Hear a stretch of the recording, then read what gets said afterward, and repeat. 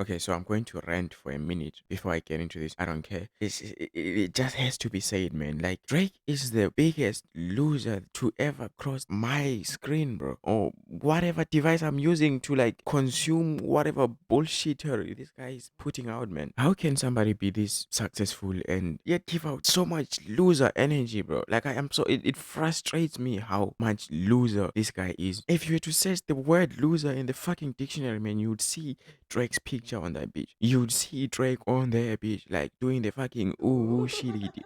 Oh my fucking god, bro.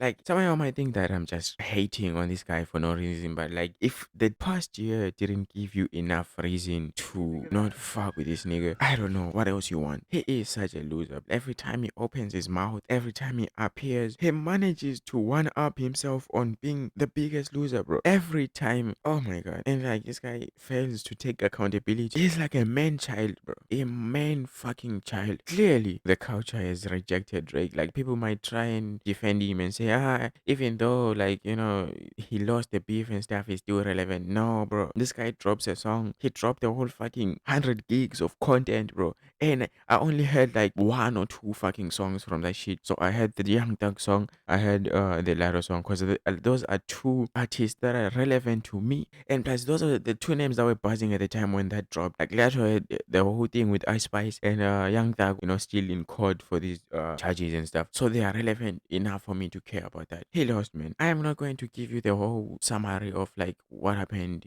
in that summer or whatever. I'm just going to give you a clip of somebody explaining it. Euphoria was his first. Then Drake dropped. 616 in LA. That's when it started. It went bad from there. That's the one I tell you. That one is underrated. Not enough attention was paid. It was so smart. Drake, he swung back. I didn't think it was enough, but he swung back. I wasn't mad at the swings. But whatever he could have said, Kendrick was so strategic. He swallowed that shit up so fast because he responded so fast. And then he hit you with a banger. Well, you was dead. It's just tough. You got to study the art of war. Yeah, he went in ill prepared, man. That's it. Yeah. Everybody like, he got 3 weeks. I was like, he in there cooking over and over and over again. What was wrong with them, Rhapsody? I don't know. What was wrong? The boy has been performing at this level a long time. They was doing their little stupid countdowns. What, you thought he was in there shivering? Hey, it's been 9 days. He was in there like a mad dog. It's been 11 whole days. No response. Even Drake himself was in there. I'm like, you still didn't respond. You had to move your response a week. And when we came in here, y'all niggas was telling me that because he was big on the clock at that point in the battle. And all I could keep saying was, he's coming. Yo, we hip. You don't possibly think There's no he's way. not coming, right? I was like, Takeover came out September 11th. Nas responded 2-3 months later on his birthday. What are we talking about clock? Like, again, like I always say with the clock thing, that's a Drake specific thing that Drake introduced the clock when he went at Meek with the second record and said, I waited 4 days, where y'all at? Now, because of that, people are paying attention to clocks. Never think that you're going to play with Kendrick the same way you play with him. Underestimating. The boy don't be on social media. He don't care about that. He cut from the cloth. Ain't no rules. When I come out, I'm going to come out. That's all you need to know about. And be ready. He wasn't ready. They don't get it. I don't know what we talking about here. That's how you lose battles. I don't think people really knew a whole lot about Kendrick. I don't. This is what happened. And coming out of this, Drake had this delusion that he didn't lose, which is like the biggest. Oh, I'm so frustrated. Like, I have no words to explain the level of loser that you have to be in order to be this. You have to be king loser himself, bro. He comes out of this, he thinks he won. His fans are telling him he won. But like Cat Williams said, we cannot let losers rewrite history, man. Kendrick is number one in every fucking metric. He drops an album out of nowhere and people are on that shit like it's mana, bro. That is how big Kendrick is, man. Let's not lie to each other, bro. Let us not lie to each other. And unless if you are a Drake stan, you knew that he wasn't going to win this. If you had been listening to Kendrick before the beef, you knew for sure that Drake wasn't winning that. Even with Push-Ups came out, I didn't think this guy was winning. They are on different levels. Like, people were complaining that like you cannot dance to Kendrick, you cannot play Kendrick in the clubs and shit. He gave you an album and said, okay, take this. You can play this in the club. This is him telling, yo, like, it's not that I cannot do this, but I choose not to because I have this bigger like motive, bigger than just getting hits and getting money and blah blah blah. That's his choice, right? Now you have an example. No one can say, oh, but you cannot play Kendrick in the club because he gave you an album full of bangers, 12 songs to be exact, and they would get people dancing,